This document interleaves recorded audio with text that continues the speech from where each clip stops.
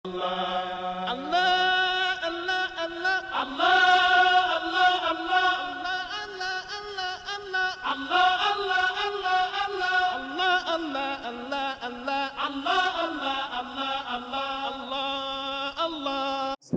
الله سلام الله.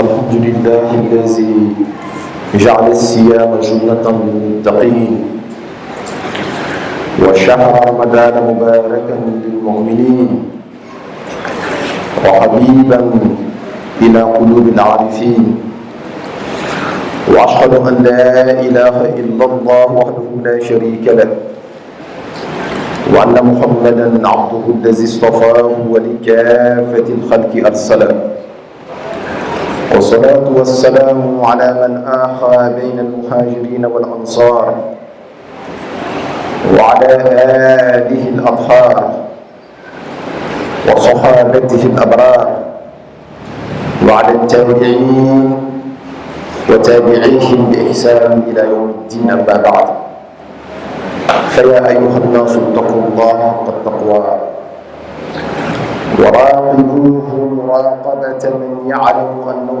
تعالى يسمع ويرى. وقد قال تعالى: يا أيها الذين آمنوا كتب عليكم الصيام كما كتب على الذين من قبلكم لعلكم تتقون. وأخرج البخاري في صحيحه عن أبي هريرة رضي الله تعالى عنه أن رسول الله صلى الله عليه وسلم قال: من صام رمضان إيمانا واحتسابا غفر له ما تقدم من ذنبه، ومن قام ليلة القدر إيمانا واحتسابا غفر له ما تقدم من ذنبه. وعنه صلى الله عليه وسلم قال: الصيام جنة فلا يرفث ولا يفسق، وإن امرؤ شاتمه أو قاتله فليقل إني امرؤ صائم إني امرؤ صائم، فوالذي نفسي بيده لخلوف فم الصائم أطيب عند الله من ريح المسك. الصائم يدع طعامه وشرابه من أجلي وشهواته من أجلي. الصيام لي وأنا أجزي به، والحسنة بعشر أمثالها. الحمد لله. Ainsi nous rendons grâce à Allah subhanahu wa ta'ala et nous bénissons le prophète, à savoir le prophète Mohammed sallallahu alayhi wa sallam. Nous le prions qu'il parachève sa grâce sur nous en ce mois sacré de Ramadan et qu'il nous donne tous les mérites liés à ce grand mois-là. Le mois de Ramadan, pour nous, est comme un grand sol, un grand marché qui s'est établi. Toute marchandise qui était vendue à 1 milliard est vendue en ce moment-là à 100 francs. Et tout le monde a les moyens d'avoir 100 francs. Il suffit seulement de peu d'actes de promotion pour avoir les grands mérites auprès d'Allah subhanahu wa ta'ala. Nous avons dit dans le discours précédent que le Ramadan Fathu, Ramadan Badr, Ramadan Qur'an. Le Ramadan représente la bataille de Badr, puisque cette grande bataille s'est produite pendant le mois de Ramadan. Et le mercredi dernier, nous avons largement parlé de cette grande bataille qui a donné la victoire aux musulmans sur les mécréants. Et que chacun devait comprendre que le plus gros tyran de son cœur, qui est son ego, doit être petit, écrasé dans ce mois de Ramadan. Les actions de l'évolution doivent prendre le pas sur toute action tyrannique et égoïste. Et c'est ainsi que nous allons continuer aujourd'hui vers une autre bataille qui s'est produite dans la vie du prophète Mohammed sallallahu alayhi wa sallam. Et cela pendant le mois sacré de Ramadan. Il s'agit de la conquête de la Mecque, qu'on appelle Fath Makkah, qui se produit en réalité le 20e jour du mois de Ramadan. Le 20e jour du mois de Ramadan. Badr, la bataille de Badr s'était produite le 17e jour du mois de Ramadan. Mais voyez-vous, Dieu ne fait rien de manière fortuite. Si Dieu avait voulu, il aurait pu engager ces batailles-là en dehors du mois de Ramadan. Mais si Dieu a voulu que ces batailles se produisent dans le mois de Ramadan, c'est que dans ces batailles, il y a des liens forts avec le mois de Ramadan. C'est à nous de pouvoir comprendre et de creuser profondément pour faire ressortir des trésors spirituels de ces batailles et surtout leur lien avec ce grand mois. Le prophète Mohammed sallallahu alayhi wa sallam, il avait décidé à la 4e ou la 5e année de son immigration à Médine d'aller faire des pèlerinages. Les mécréants se sont opposés.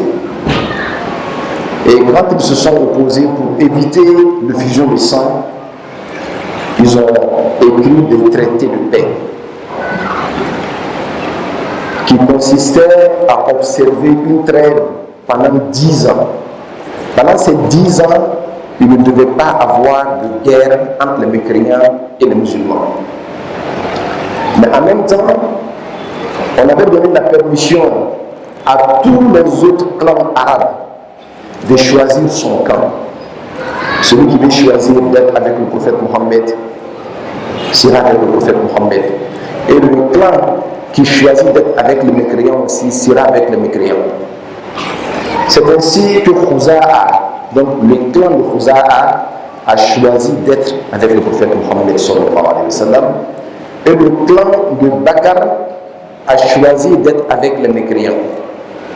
Alors que entre ces deux clans, il y avait une forte rivalité. Donc ça veut dire que s'ils sont avec le prophète Mohammed sallallahu alayhi wa sallam, les guerres qui se déchaînaient entre ces deux clans devaient observer aussi la trêve pour 10 ans. Il n'y a pas de guerre. Pour que pendant ces 10 ans, les Arabes puissent continuer avec leur commerce et puissent vivre dans la paix, dans la gaieté, parce que tout le monde était fatigué de la guerre et en réalité, personne ne gagne dans la guerre. Alors, le clan de Bakar, qui avait choisi le camp de mécréants, s'est rappelé certaines vengeances contre le clan de Khuza'a qui était avec le prophète Mohammed sallallahu alayhi wa sallam. Ils sont allés voir les Qurayshites. Ils ont demandé de leur donner des armes. Les Qurayshites ont refusé. Que nous avons signé des traités, on ne peut pas faire la guerre. Si on fait la guerre, le prophète Mohammed sera en droit de nous attaquer. Parce que nous sommes accordés à ne pas faire la guerre. Et vous êtes avec nous. Vous ne pouvez pas les combattre. Ils ont refusé. Ils ont tellement insisté, que finalement, Quraysh a cédé. Non seulement ils ont donné des armes pour aller combattre Khuza'a, ils ont même pris des mercenaires pour les aider à aller combattre Khuza'a. Et finalement, ils sont allés trouver les Khuza'a, ils les ont tués. L'un d'entre eux, qui s'appelle Amr ibn Salim, s'est dépêché pour aller voir le prophète Mohammed sallallahu alayhi wa sallam. Et il lui a rapporté tout ce qui s'est passé. Nous sommes engagés avec toi. Nos ennemis et le Quraysh sont tombés sur nous. Ils nous ont tués pendant que nous étions en train de prier, pendant que nous étions en consternation. Et quand il a dit ces choses-là, le prophète Mohammed sallallahu alayhi wa sallam automatiquement s'est levé parce qu'il a eu la permission de Dieu de ne pas laisser tomber cette affaire-là. Mais voyez-vous, le Tout-Puissant Allah, quand tu veux quelque chose, il favorise les causes qui mènent à cela. Je dis cela parce que le prophète Mohammed est né à la Mecque. la Kaaba se trouve à la Mecque. Mais en même temps, la Mecque était fermée comme tout musulman. Il y avait quelques 360 idoles à l'intérieur de la Kaaba. Le prophète Mohammed sallallahu alayhi wa sallam, après qu'il ait immigré à Médine, il pensait toujours que Dieu lui donne les moyens d'aller purifier la Kaaba, d'ouvrir la Kaaba, d'ouvrir la Mecque pour les musulmans. Mais Dieu avait son plan. Et Dieu est un Seigneur qui ne se précipite pas parce qu'un de ses serviteurs s'est précipité. Ce n'est pas parce que toi tu es pressé que la musique va jouer plus que ce que ça avait été. Dieu, il a son plan. Il est sage, il est lui-même la sagesse. Qu'est-ce que Dieu a fait? Dieu a attendu jusqu'à la 8e ou la 9e année de l'immigration du prophète Mohammed sallallahu alayhi wa sallam. Et c'était le bon moment de Dieu choisi par Allah pour que cet événement se produise. Le prophète Mohammed sallallahu alayhi wa sallam, il a donc décidé d'aller ouvrir la Kaaba, la Mecque. C'est ce que nous appelons Fathu Makkah, la conquête de la Mecque. Mais comme c'est un prophète à qui Dieu a donné un grand cœur, il a été envoyé pour constituer une grâce pour l'humanité tout entière. Il a voulu ouvrir la Mecque sans effusion de sang. Il ne voulait pas que la moindre goutte du sang soit versée. Il a demandé à Allah, Allahumma khuz al-Quraysh al-Uyun wal-Ahbar.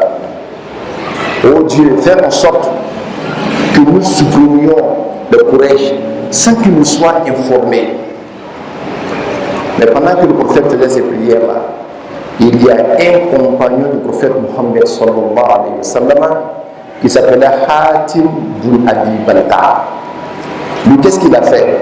Le prophète voulait le surprendre. Lui, il a envoyé une femme avec une lettre d'aller informer les Qurayshites que le prophète Mohammed va les attaquer. Donc, il a été un traître. Le prophète Mohammed a reçu la révélation que envoie des gens à un tel endroit, il y a une femme là-bas. Fuyez là et vous allez trouver une lettre. Prenez cette lettre-là. Le prophète Mohammed a appelé Sayyidina Ali et Sayyidina Zubayr.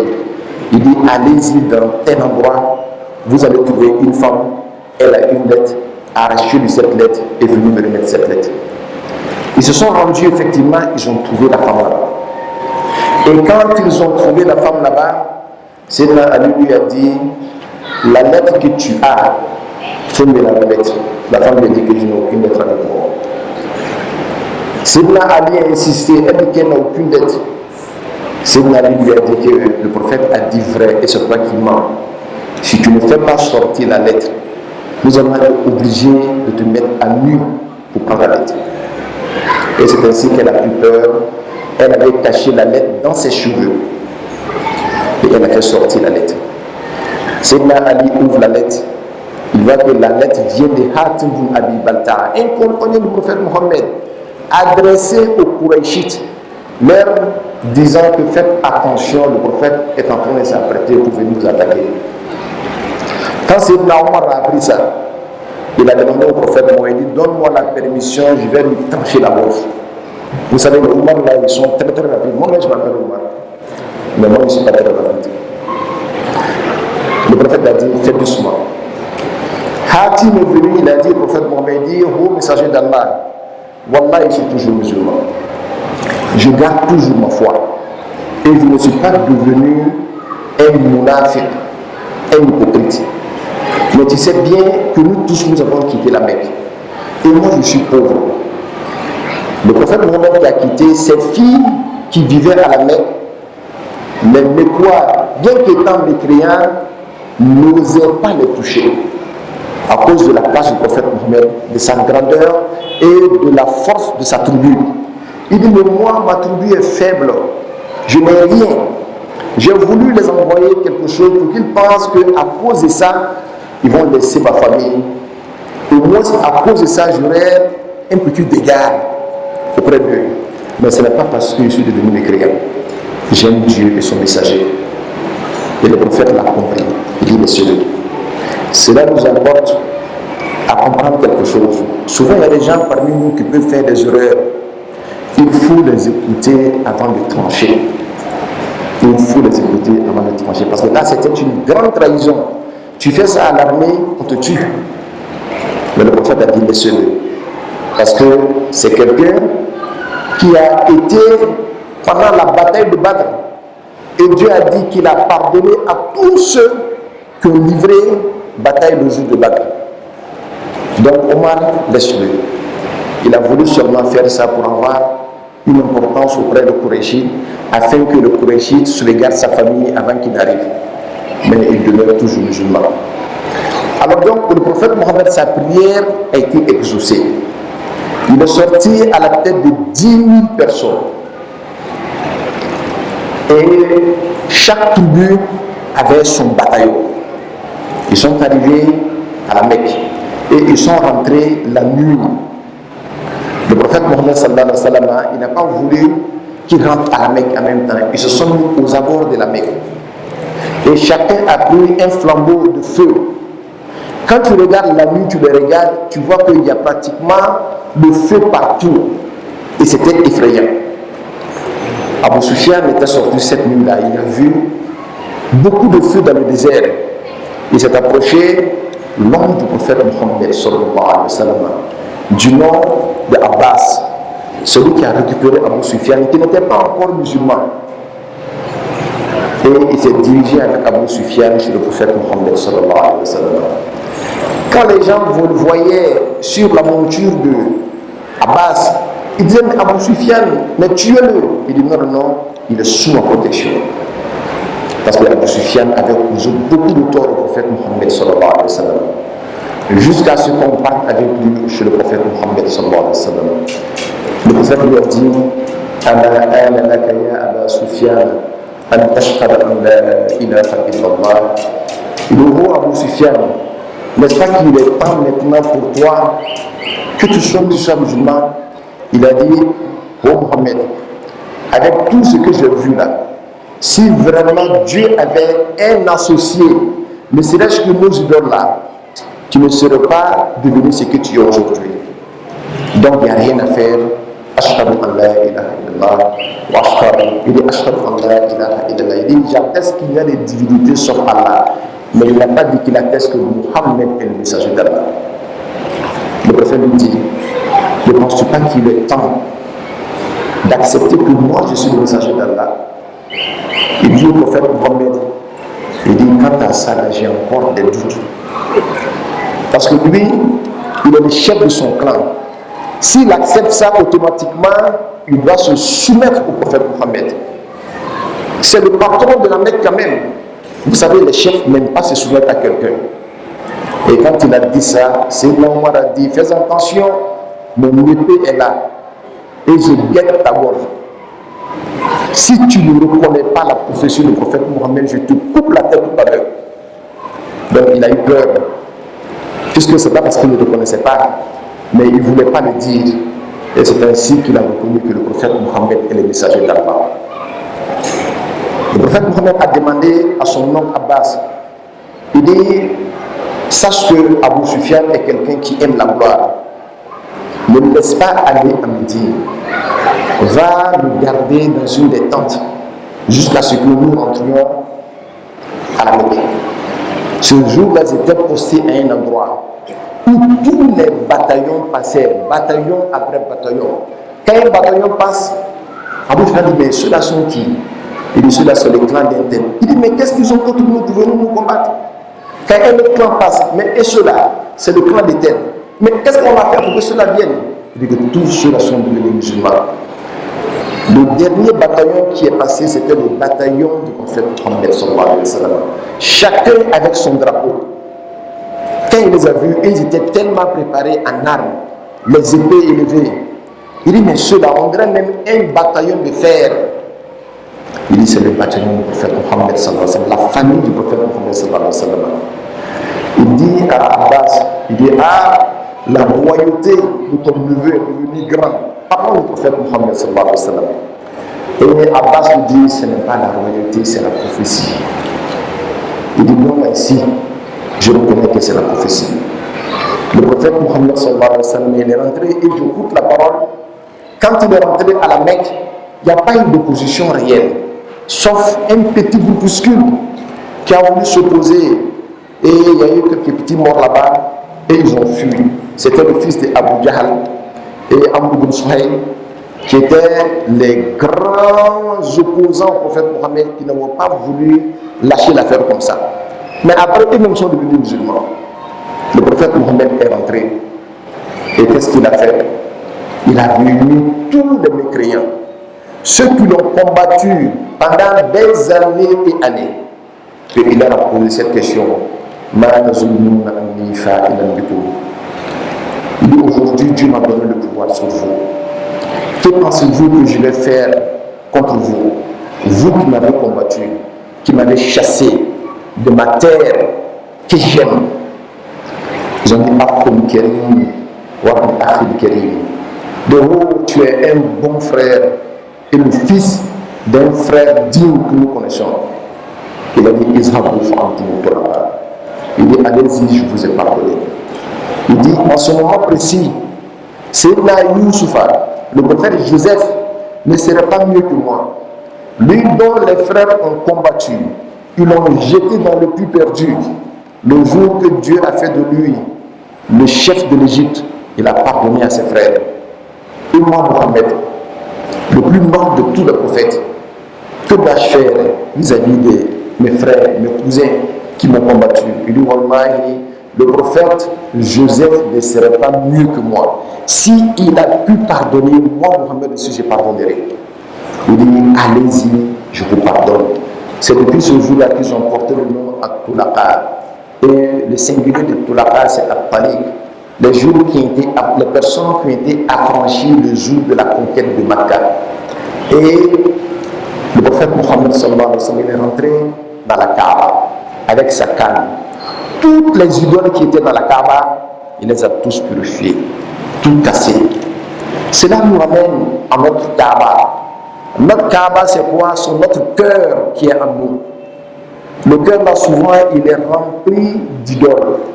Les idoles de nos cœurs, c'est la vanité, l'orgueil, l'arrogance, et ainsi de suite.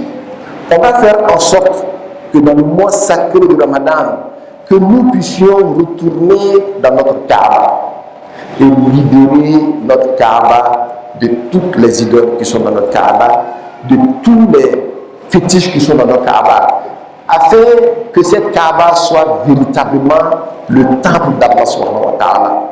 Et c'est ce que le mois de Ramadan nous enseigne.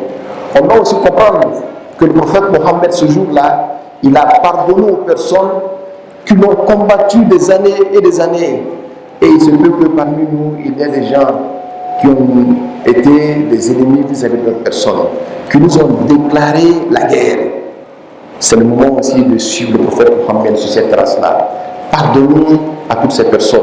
On doit aussi comprendre qu'il y a certaines personnes qui font des erreurs, mais qui restent toujours nos amis. Comme l'a fait Hatim bin Abi Balta'a, quand il a écrit cette lettre au Béois, alors que son cœur était rempli de foi et d'amour pour le prophète Mohammed. Ne pas se précipiter pour trancher. Quand nos amis, nos frères font des erreurs, donnez-leur le temps de s'expliquer. Il se peut que vous trouverez que c'est une erreur qu'on peut pardonner. Et libérez vos cœurs de tous ces prisonniers.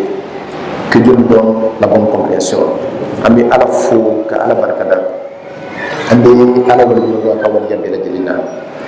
Juma temele ani badri kele. Lu kera suara ko anda sira mando. Biar mami ka ode maka dalali kele duna. Ibado badru kele na ke wakati mina. Ala kera ye mamu ke kasubeni. Atunya ni aka sahabaw fɛ Sayyidina Abubakar ani Sayyidina Umar ani Sayyidina Ali a ko an ye kasodu minnu minɛ n'u ye an balimaw ye minnu bana ka tugan ko n'u ye makakaw ye an ye mun kɛ o la?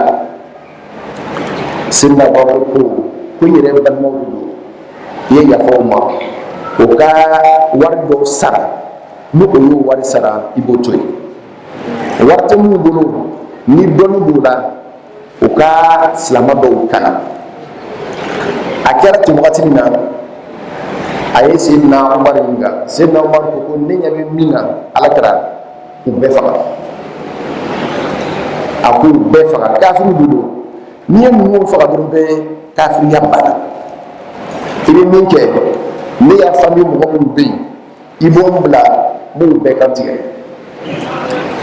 i ne yɛrɛ y'a faamu mɔgɔ minnu bɛ yen i bɛ Seydina Ali bila a b'u bɛɛ faga i bɛ bɛɛ bila a b'a yɛrɛ y'a faamu mɔgɔ a yɛrɛ y'a faamu kafiriw a k'u faga Alakira ko e Seydina Umar i ye sabali mais nka Seydina Umar ye min fɔ dɛ o de bɛnna Alahu Taala ma mun ka sɔn sɔɔni Seydina Umar nana sɔrɔ Alakira sigilen bɛ yen ani Seydina Abubakar o bɛ kan ka kasi a ko mun kɛra a ko Alakira y'i kanto Seydina Umar ma a ko i ye min fɔ k'o de bɛnna Ala ma Ala y'an jalaki an ye min kɛ Ala y'an jalaki a la o don na Abbasu min ye Alakira mun bɛ bilencɛ ye a tun ma kɛ silamɛ ye silamɛw tun y'a minɛ k'a bila jɔrɔkɛ la o y'a wele ko i bɛ wari sara min sɔrɔ k'i to yen a ko e Alakira il est l'homme du prophète Muhammad sallallahu alaihi wa sallam a ko i ye sabari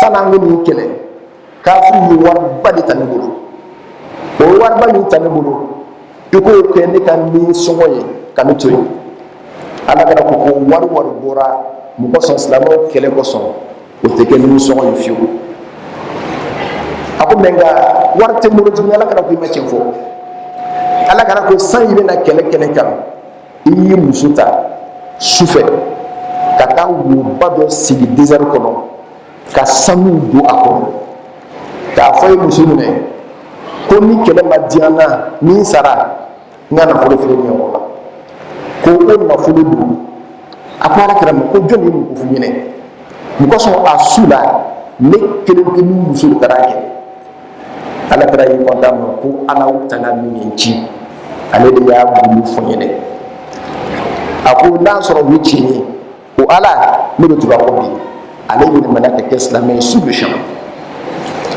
mais a kɛra silamɛ ye wagati min na a ko Alakira ne ka nafoloba de bɛ Maka ni m'aw ka mɔgɔw b'a dɔn ko ne kɛra silamɛ o bɛ ka nafolo bɛɛ minɛ na donc ne ka silamɛya n b'a fɛ an k'a dogo Alakira ko n sɔnna Alakira ko yɛrɛ i bɛna sɔgɔ ka taa Maka i ne kana na Madina i ye ka kɛ maa laban ye min bɛ na Madina akhiru man hajara donc Abbasu taara ten de donc fatu Maka don na Abbasu de nana ni Abu Sufyan ye a nana n'a ye Abu Sufyan kɛra silamɛ ye maa min tun ye Alakira kɛlɛ sugu bɛɛ kan Alakira yafala o bɛɛ lajɛlen ma Alakira ma bɛn o ma a donna alikaba kɔnɔ jo min tun b'a kɔnɔ yiri mɔgɔ min tun b'a kɔnɔ a y'a bɛɛ ci k'a bɛɛ filan ka bɔ alikaba kɔnɔ mɔgɔ n'i kɛra silamɛ ye k'i to musubalakalo kɔnɔ i kan k'i hakili to yɔrɔ la an ka alikaba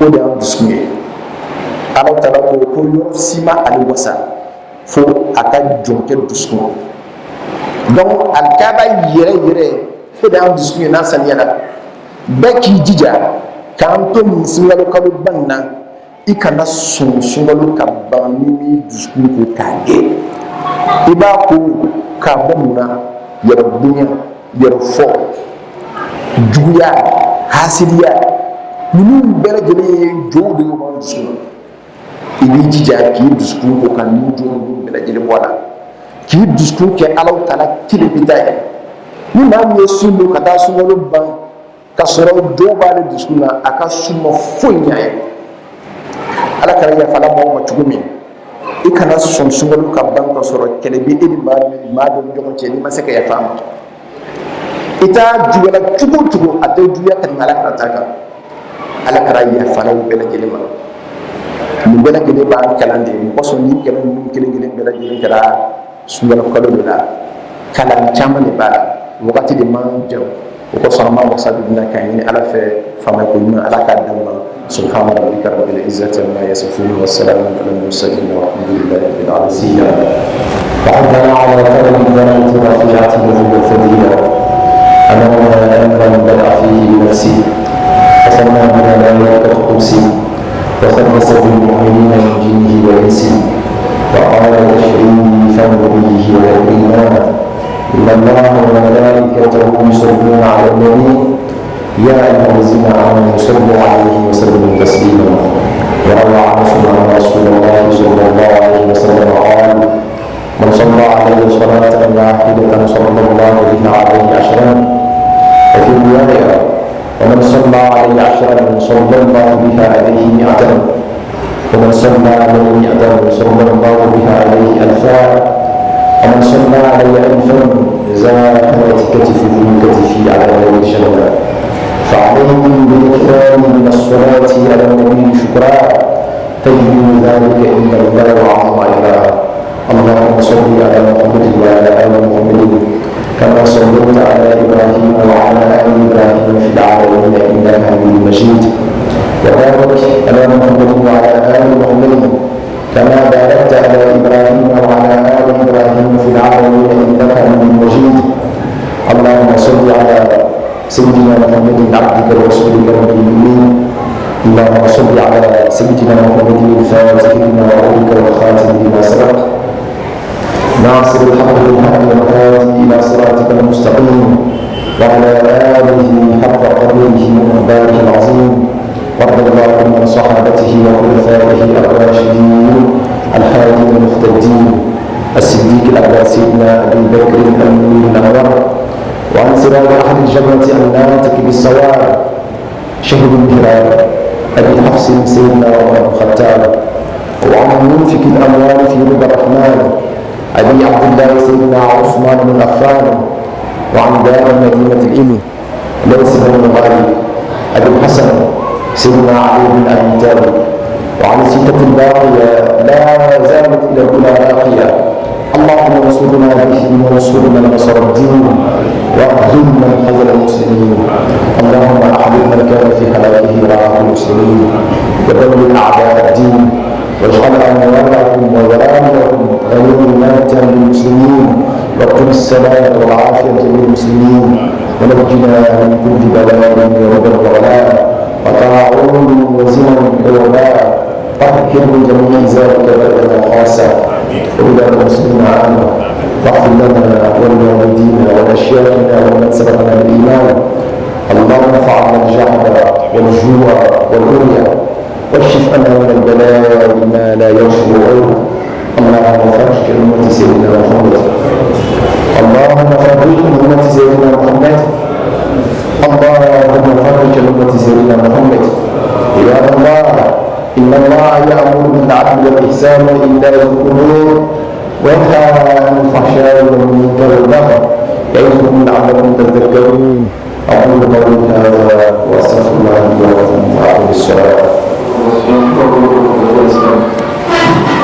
Nous avons écouté beaucoup de bons proches et j'entends qu'on dit que l'islam c'est la voie que je dois suivre et l'année de Dieu. Moi-même j'aime beaucoup Dieu, je cherchais beaucoup Dieu et aujourd'hui je suis convaincu que nous devons continuer à l'islam. Je vais vous dire, Inch'Allah, un petit peu juste pour moi de vous dire, Inch'Allah, si vous pouvez sache que les gens sont liés par Allah subhanahu wa ta'ala et lorsque votre cœur est lié par Allah, uniquement par Allah.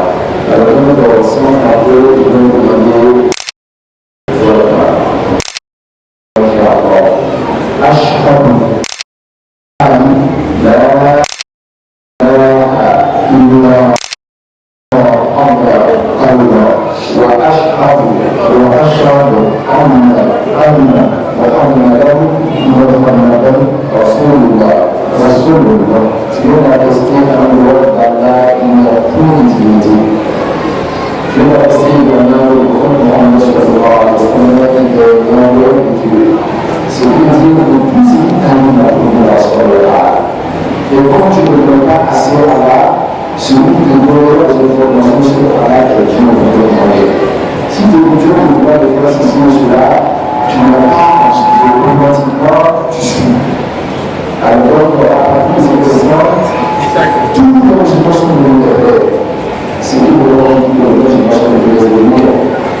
Ok. Est-ce que vous pouvez dire ensemble? On a dit Washhadu Anna Isa Rasulullah وعبده وربه وكلمته وكلمته الله